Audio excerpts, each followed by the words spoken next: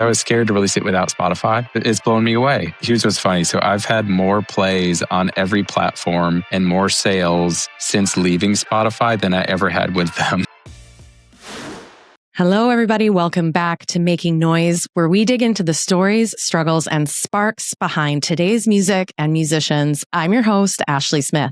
Today, we're talking about what it really means to be an ethical and equitable creative in today's music industry, and what happens when an artist decides to take a stand against the streaming status quo. My guest is Josh Rains, a pop Americana artist and songwriter whose music blends heart, humor, and humanity. By day, he's an addiction medicine doctor helping people heal their mental health, and by night, he channels that same energy into creating music as his own form of therapy.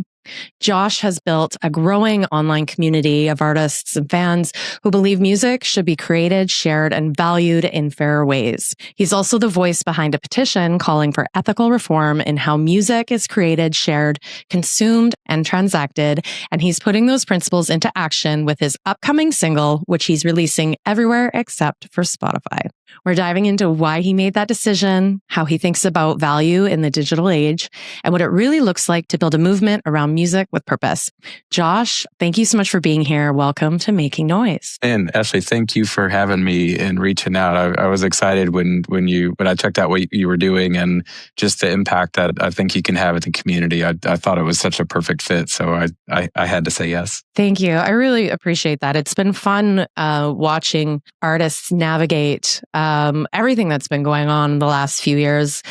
Clearly, I think it's different navigating how you connect with fans, how you release your music.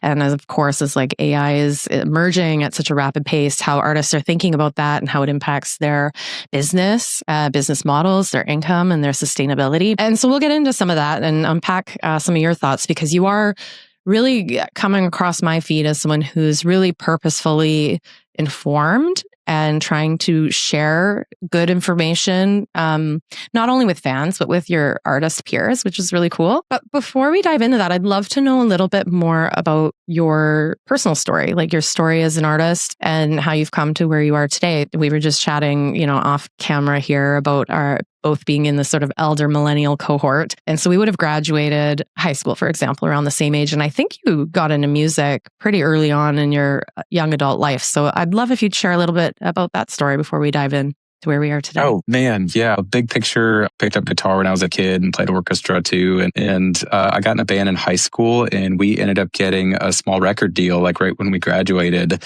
with a bigger indie label. So I jumped in feet first, and I ended up touring with the band, and we got to like kind of almost famous. And I ended up working for the label as an A&R and in the studios and like tour managing. And I was like 18 at the time. And so I didn't know anything and was learning and cutting my teeth. And big picture, the band ended up, breaking up because we were just growing up and going different ways. And that's what ended up leading me to Nashville. And so I moved to Tennessee and ended up doing like studio work and live production. And I was like coordinating red carpet events. And I was doing this big mishmash of all these things. And it was getting me further away from the actual like performance stuff to make a living. And so when I was 23, I left music totally. I like sold all my gear so that I could go to college, for the first time as a full-time student. And so I did that, went to college. And that's when I was pursuing medicine and kind of hung up music for a while. And then I didn't come back to it until probably partway through med school as a way to like cope with all the stress of everything. And then probably in residency is when I really got back into like creating and songwriting and recording and studio work as a way to kind of absorb all that pressure from medical training. And then now that I've been, out practicing, it's just become such an integrated part. So every day I get home from work, which I work from home and I see patients out of my studio via telemedicine. And then, 7:30 comes and I'm playing and recording and using that as my pressure release valve. And Yeah, it's been cool, and I've been finally releasing my own music as an artist for about a year and a half, and I'll never look back. It's been a cool change. I was probably thinking I'd bring this up a little later on in our discussion, but it is a funny time. The technology that exists now, I think there's a lot of things that we're sort of looking to stand up and fight against, but also there's so many things that enable us. And as an elder millennial who's always loved music and writing and singing and all of that, it's really made me think, hey, you used to think you have to be 22 or 25 to be a performing artist or a successful artist. And now it does seem like there's a wave of like slightly more mature artists that are really giving it a go in a really sincere way. And I'm noticing more and more online that that's the case. A lot of my peers doing really neat things with music. So why don't you tell us and tell the audience a little bit about your music and what you've been doing over the last couple of years? Man, good question. Big picture. There's 2 books that kind of launched me finding my sound as an artist, because I was in a pop rock band, like think Yellow Card meets Blink-182 and like Relient K. And so graduating from that and growing up as an elder millennial and finding my sound as an artist took a lot of effort.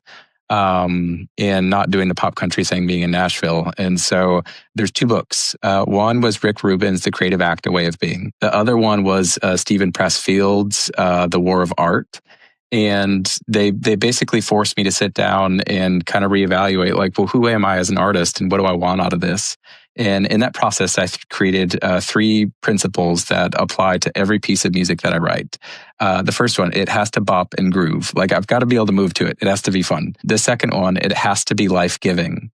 Meaning, because time is my most valuable asset now. So it's got to be something that I really want to spend time on. And then the third one is it has to be created with people I care about and want to spend time with. And so as long as the music meets that requirement and tells like stories that are authentic to me and I get to have fun with it, like I'm a yes on it.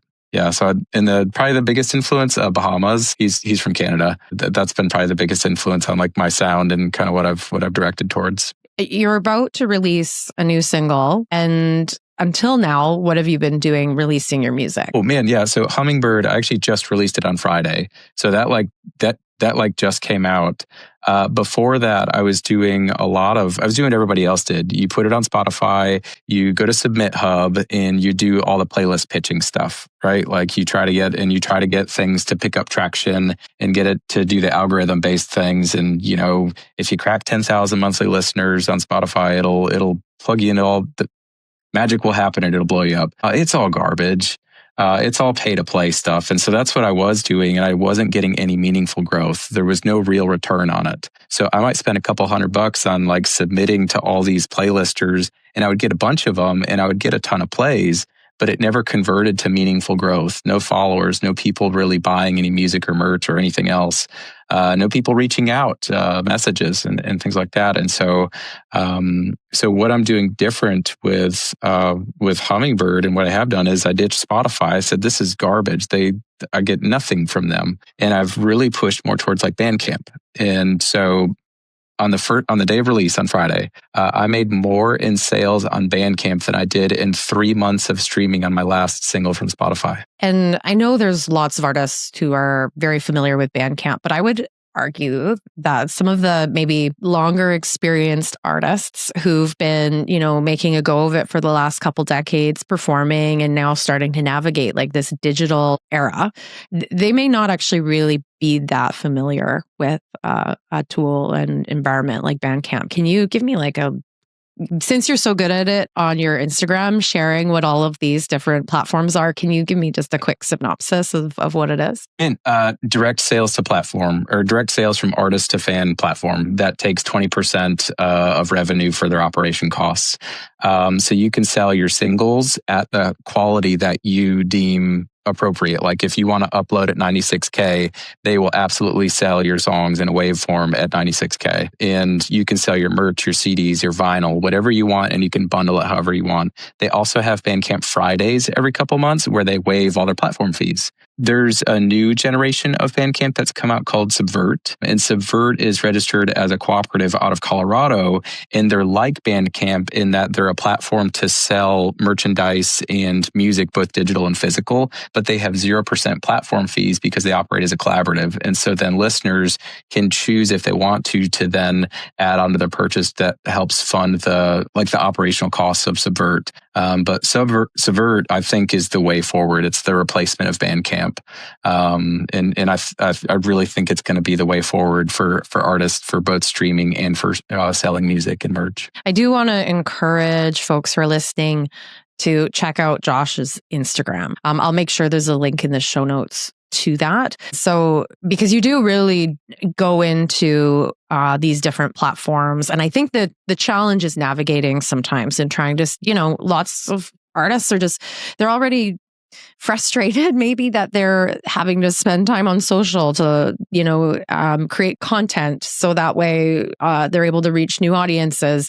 And so there's so many new things that artists have to do to kind of be top of mind, but also to just make sure that they're on top of where the world is going in terms of the music industry, music distribution, and all of the options. So I do want to implore folks who are listening to check out, because you're constantly doing really neat updates. I'm learning a ton, and I'm kind of immersed in the arena a little bit, and it's hard to stay on top. So what do you do to make sure you know what's going on in the music space? Oh, man, good question. I actually get that one a lot.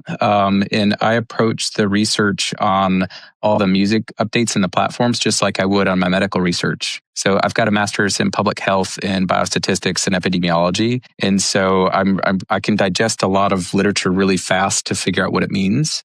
And so I've done the exact same thing and approached it just like I would for a literature review in medicine if I was trying to solve like a medical need or like a public health policy update for my organization.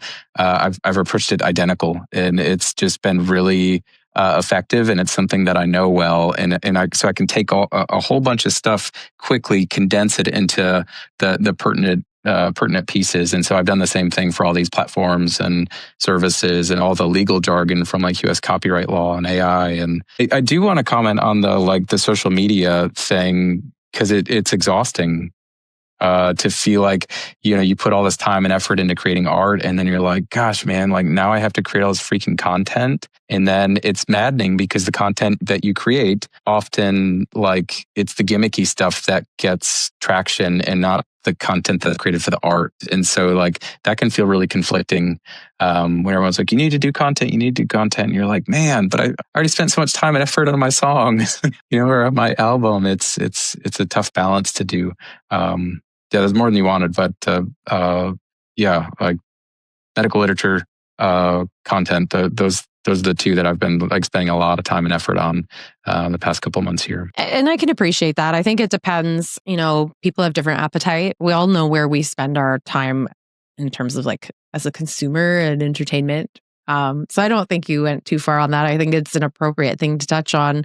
The one thing that I find really interesting, and I apologize saying that your single was about to come out, because I did know it came out. I just wasn't connecting the dots, because I've seen it. I've seen your video that you're sharing, and I think you have found an interesting approach, because your social media content, you're touching on a variety of things, and I do think that, and I'm saying this hopefully for the benefit of listeners, once you kind of find your way into the algorithm and get eyeballs on whatever content you're creating, it can help bring eyeballs to the other stuff, even if it isn't necessarily what's driving the initial sort of attraction, right? So now I'm seeing, like, you're in my feed all the time now. And it did start from you talking about kind of the state of the industry. And so do everybody. Go check out his videos, are really fun. How do you, maybe before we get into some of the more fun industry stuff, how do you decide on themes and approaches to like making your music video, like the songs in video format? Is it really fun? Oh man. Yeah, thank you. I have a guy that Steve Kinney, and I've known Steve since I was in college, and he's such a brilliant creative, and there's no idea I've ever or even batted an eye at it. And so like, I try to have two types of content. One is usually something to match the story in the lyric. And so some of those are like the more story-based videos that you might have seen that are a little bit sweeter and focused on like the lyrics and the content of the actual song itself. And then the other ones are literally just me just being really campy and like having fun with it. And because remember my 3 rules, like it's got to be life-giving, it's got to bop and groove, and it's got to be with people I care about. And so some of that is just me trying to get people's attention and saying, hey, look over here. Like I'm having fun making music and this is really life-giving to me. And I hope that those songs are life-giving to you too. The hummingbird onesie, right? Like, have you seen that one yet? Yes, I have. Like the concept came in my head because I was like, well, this is a really like bouncy song because I made it to like, mimic being a hummingbird. That reminded me of my wife when she was, cleaning up doing a bunch of farm projects and stuff last summer. And so I was like, I have to do it. I have to commit. And so my music and my videos are all about committing. They're about having fun. They're about bringing people in to open up and share stories about my life. And hopefully people connect with them. So if I can catch people's attention with just a 5-second intro thing, and then they stay and they hear the actual story, then that's victory to me. Since you brought up, welcoming your audience into your life a bit, you mentioned your wife. Can you tell me a little bit about your stage name, if that's the right way to put it? Yeah, so my stage name is Josh Rains. My actual name is Josh Winskowski, and Winskowski is 12 letters long, and it's a nightmare. And when I made the decision to actually do music as a solo artist, I was like, there's no way I can use Winskowski. Like, no one's going to be able to search for that. No one can spell it. No one's going to be able to say it correctly. So I actually used my wife's maiden name. I love it. She took my last name, so it's easier. It's way easier. I will say, before I saw that kind of piece in your story, I was like asking myself which name I should use. And I didn't want to dare myself to try to pronounce your legal last name. My last name is Smith. I have the sort of opposite problem that you have. You say when you decided to really commit to a solo career. Can you tell me a little bit more about that? Because I imagine that didn't happen lightly. You seem like the kind of guy that does something and really leans in. Whoa, yeah. Thanks for the observation. It's very intentional. When I really got back into music, like in residency and after, I was focusing a lot on production. And so I was actually mixing for a small record label for a while. And I was doing a ton of studio work and I was producing other artists and recording other people. And it was fun and it was cool. But this burning itch to do my own songs and my own music just like wouldn't go away. And it hasn't for like 20 years. And so I was like, I have to do this. And for me, time is my biggest rate limiting factor. And so I was like, I have to choose. Either I need to do my own music now or I have to keep trying to produce other people. So what I really wanted to do was my own music. So I was like, well, fine, now's the time. So I committed, and that was like January of 2024. So almost 2 years ago now when I made that step. And are there any key learnings from your younger days or even your professional career since then that have helped you take the strides you need to get to where you are now? Yeah, 1,000%. So the pop rock band I was in, we did well for being just out of high school and figuring things out. And so a lot of the stuff that I do with like marketing is me pulling directly from that time period and stuff that I found that worked. All the grassroots building that we did, I'm doing the same stuff now. It just looks different. Yeah, that would have been like MySpace days, I'm assuming. That's exactly what it was. Yeah, it was building for MySpace. Now I'm building up a Bandcamp.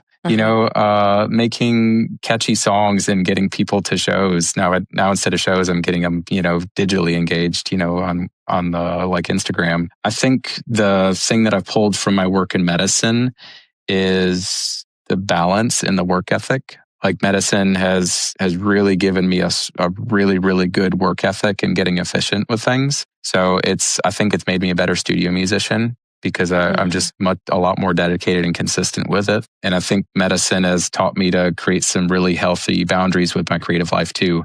And so that's why I've said no to touring and no to any live performances at all, because it's not life-giving and I don't have the time for it. So I think medicine has forced me to just be more cognizant about time as a currency for me. Speaking of currency, and I don't know if it's inappropriate to ask, but it's part of sort of the foundation of this show, I think, is to unpack how people are navigating careers in music. in a sustainable way. We have spoken to, jam bands and touring artists, and you're sort of doing the opposite. And as we touched on, like there's lots of options today for someone who has talent to be able to release their music. But whether or not they're doing it as something that is fulfilling for them as an artist, they want to put something out there, they want to make, they want to create, they want to share, and hopefully have like some community around that art. Do you think of your music as something that you're hoping to monetize? Is there an objective there? I mean, clearly, I think my assumption is some of the thoughts you have around Spotify are more around the principle than around maybe how it impacts your life, since you have a successful career also happening in the background. But I'm curious what you might be willing to share about what you're thinking about that today. Man, yeah, like what are my goals with the music part? And do I want it to replace medicine, or could I ever see myself doing it full time? Yeah, my wife and I have had a lot of conversations about that. Big picture, music for me is, I'll never do it full time because I did it before and it got me to a place where I hated the music. When I depended on it for a living, it ruined the creative part for me, and I never want to get back to that place again. So for me, I've put a pretty firm boundary in place, saying I have to be cautious with it because I want to do more and I want to take on more and I want to build it and I want to grow it and make it something. But then it doesn't become life-giving anymore. So then it violates, rule number 2 for me. So for me, yeah. Have I made some money with it? Absolutely. Like, have I bought some pedals with it and flipped gear? Absolutely. But is it ever going to replace my income? And am I going to quit medicine? No, because what it would take for me personally to do music full time, to sustain my current lifestyle, I'm not willing to sacrifice what it would take to do that, and what it would take away from the creative and the art piece of it for me. I'm kind of making the assumption that since you're in Nashville, you're around a lot of musicians and you probably see their grind. Yeah. And it's not for me. Could I? I probably could. I think I could find a way. I could find a way to make a living doing music at this stage. I think it would come at the sacrifice and the detriment of me still loving doing the music part. But that's for me personally. I know a lot of guys who love the grind, who love the hustle, who love creating every single day. I have a small gas tank for my creative life. Like it takes a lot for me to do it. And so I can only put in an hour a day. If I did 8 hours a day, it gets pretty draining for me. So a lot of self-awareness and kind of really intentional time. But you can see it. You can see it in the work that you're putting out. And I don't think I actually asked you that. So on the day of this recording, it's a Monday, following the Friday of your single release. How has the reception been? Man, it's been way better than I thought it was, because I was scared to release it without Spotify. It's blown me away. Here's what's funny. So I've had more plays on every platform and more sales since leaving Spotify than I ever had with them. It's been so cool. Like the reception has just been so kind and so wonderful. It's been a little overwhelming and not how I was expecting to get there, but still welcome nonetheless. And do you find at all that you're guiding some of your fans to some of these platforms for the first time, or is there some familiarity amongst them? A lot of it is guiding new people who are new to the platforms because they found me through all of the like educational pieces that I did. So most people, it's like I captured them through like all the education pieces. Like the video that I did on Subvert was a big one. The Tidal one, the Qobuz one, those got I grabbed a ton of people with that, but they were interested in sticking around and hearing what else I had to say. And then they were like, oh, wow, like I actually really like your music too. So like sticking to my values about creating, sharing, and consuming music in ethical and equitable ways drew in an audience that translated to music I was already creating using those same principles. It's been so cool, and I did not expect that. Can we dive into that a little bit? I'd love to know the petition that you have out that people can go and review and sign and be a part of. Can you help us unpack the issue that you're looking to address, and then we can maybe put a little call to action on that? Yeah, so the petition that I put out, it's got 5 pieces to it. And those 5 pieces are what I think should be some guiding principles moving forward in a new music industry about how we should be structuring agreements and terms of service for both listeners and for artists.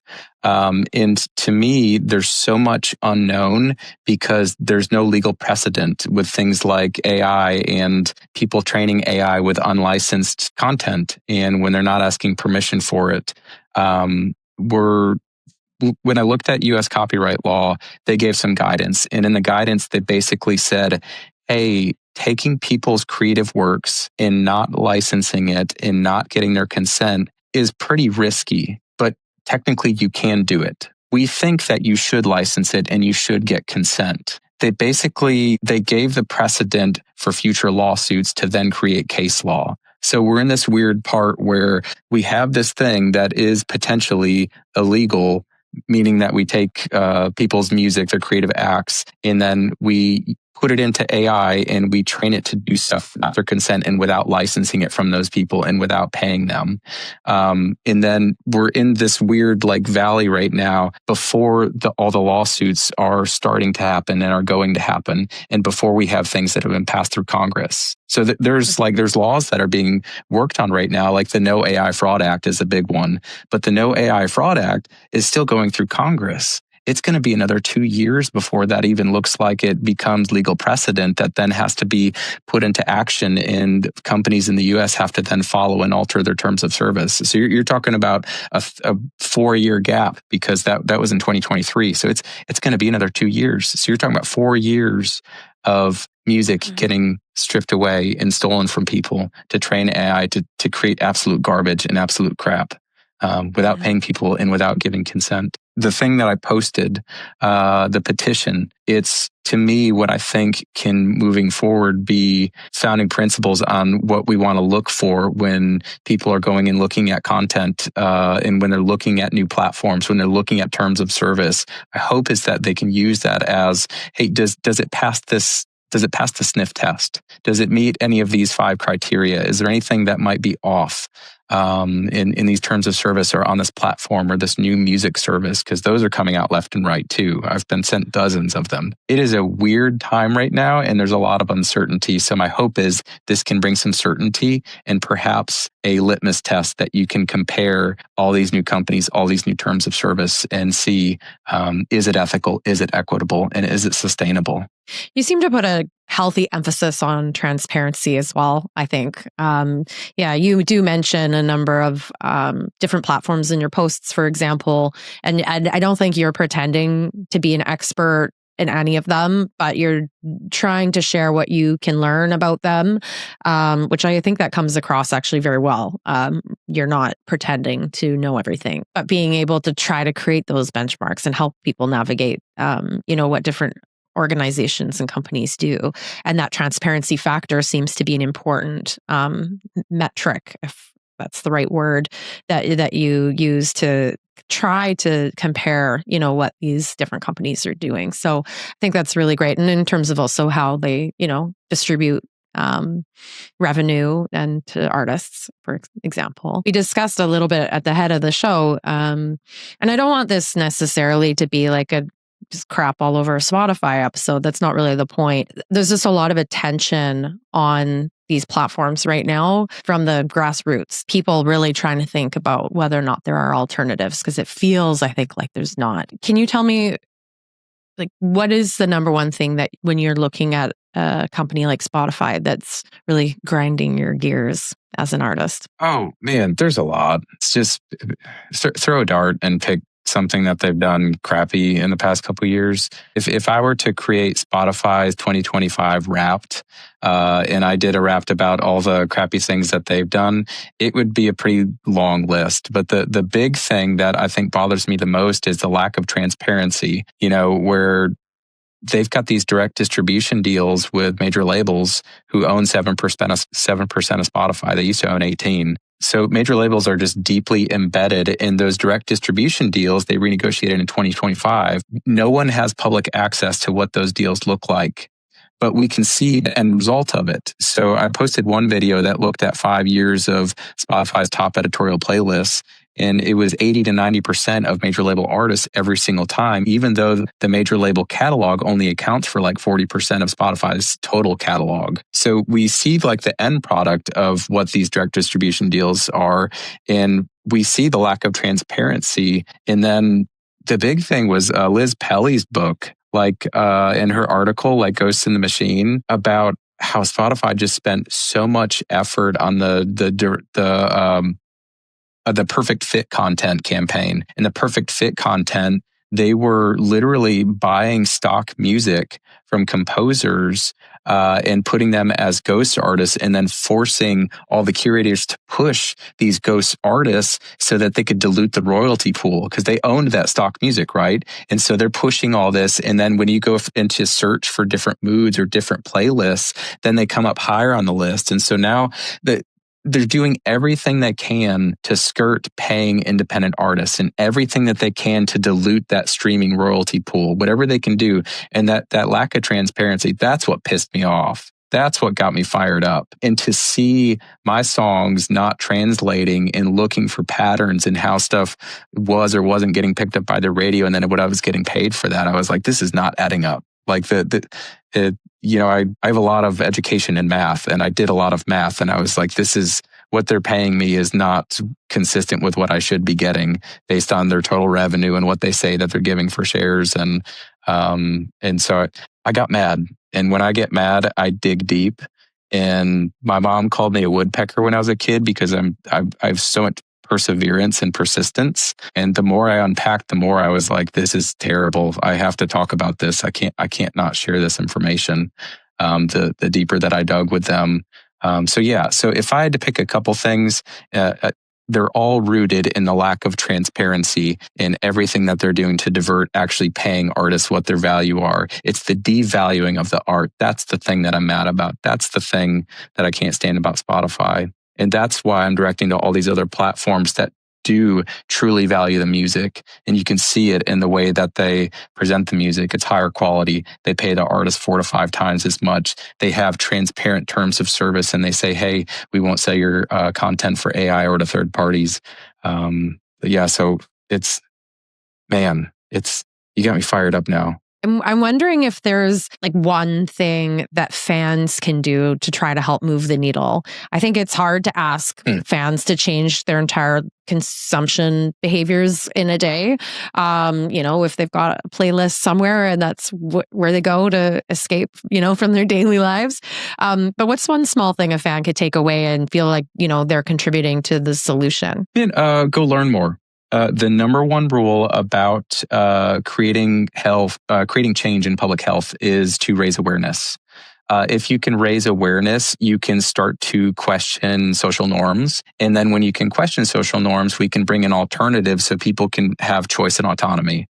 In this circumstance, all that I'm asking for is that we raise awareness that Spotify is probably a questionable organization for both listeners and for artists, and that there are potentially better solutions that sound better, that protect your data better, and treat artists better. So if I had one ask, it would be go look at some of the content that we've posted. Go listen to your favorite music on a different platform, and so you can hear the quality difference. If you stream Spotify's lossless, which is not lossless, it's 44.1, which is garbage, and it's compressed, and it's still, there's still got bitrate crushed to it, and there's still digital distortion. So compare Spotify's streaming to go to Tidal or go to Qobuz, or stream it on Bandcamp, and listen to your favorite songs there, and listen to how those things sound in different sound systems, and you'll hear a physical difference. They don't care about the music. They don't care about the quality of the music. If they don't care about the quality of the music that you're paying for,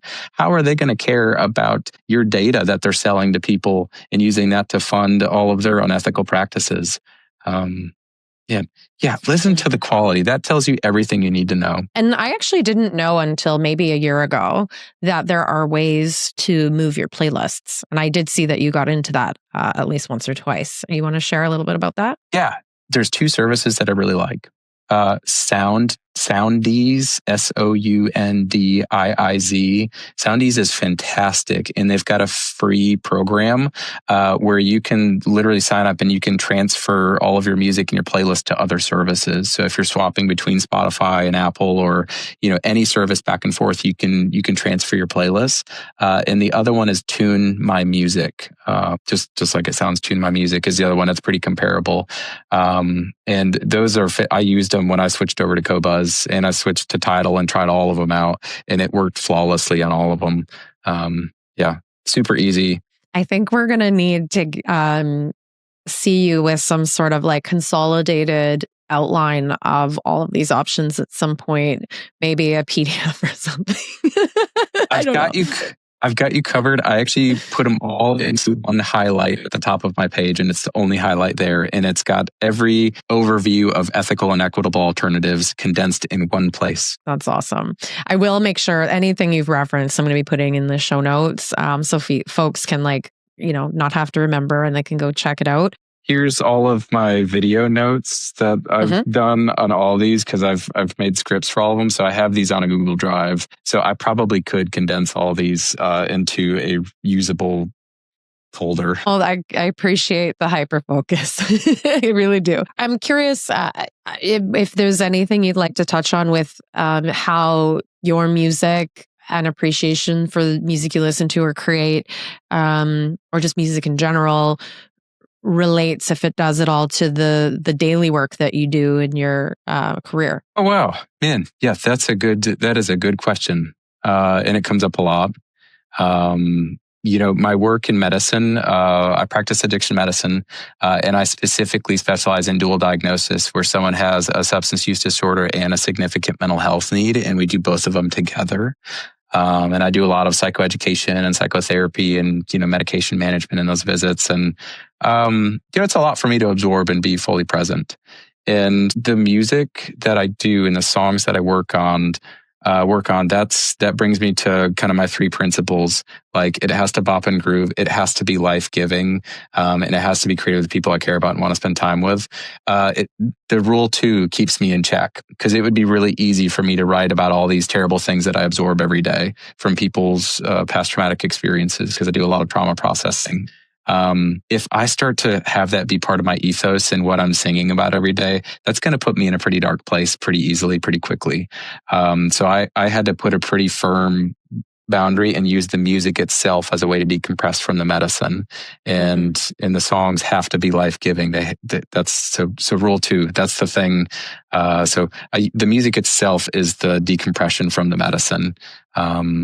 And then the life-giving is the guiding principle that makes sure that I focus on the positive stories in my life and life experiences. I love that. I'm wondering, with all of the things that you're exploring right now and also putting out beyond what you've shared with us, what's driving you, or what are you optimistic about? What are you hopeful for in, say, the next year to come? Man, I'm hopeful for change. It has blown me away how positive and supportive people have been to actually want to engage in moving towards ethical and equitable ways that music is created, shared, and consumed. And the hundreds of thousands of comments and messages and interactions that I've had, 99.9% of those have all been positive. And it's not like it's just an echo chamber. This is people from diverse walks of life all across the world. And the collective momentum that has brought, of people willing to recognize that artists and listeners have been duped by a company that's been embedded in our lives and in society. The fact that people are willing to band together is such a cool thing to me. And to be part of leading that charge and helping make change is just so empowering. And it blows my mind, man. So I am hopeful about creating real change in impacting the music industry to be more ethical and equitable, whatever that means. Whether that means raising awareness about not using AI and creating your music, not listening to AI-generated music, or about switching to a platform that treats people better and pays artists better. Those are all things that I am excited about and I think are actively moving right now. So 1 degree changes make a big difference over time. Right now, every day, I'm bumping it 1 degree because I know 5 years from now that expands and compounds over time. So I'm excited about 1 degree changes. I'm excited about 1 degree changes too. Thank you so much for sharing a bit about your story. Usually I like to ask people what they're working on. Right now you're in the thick of having released a new single. Is there anything else, if we're peeking around the corner, that you're working on that we can know about? I already started tracking guitars on my next single today. There we go. So folks should be following you. Is Instagram kind of the main place for people to follow your journey and what you're talking about? Absolutely. Instagram is where I update every single day. I update to my story all the time. I share regularly. It's at josh.rains.music. And I've got a link tree and all the stuff with my website, Bandcamp, everything that you need there. Cool. I'll make sure that everything is linked so you can also go and find Josh's music, his music videos. But I do think for artists, even if Josh's boppy Americana music is not your thing, I think from peer to peer, Josh is a really informative and informed musician. So I think that for other artists who want to stay on top of things, following you and seeing the things you're talking about could be very, very helpful. So Josh, I really appreciate you taking that time, not just today, but just in general, being, an active participant in moving the needle. It's wonderful. I want to thank you so much for joining us on Making Noise. We're going to share more stories weekly of artists who are doing really cool things. Everyone have a wonderful day. Thank you so much for tuning in. Thank you. Make the world a better place. See you soon.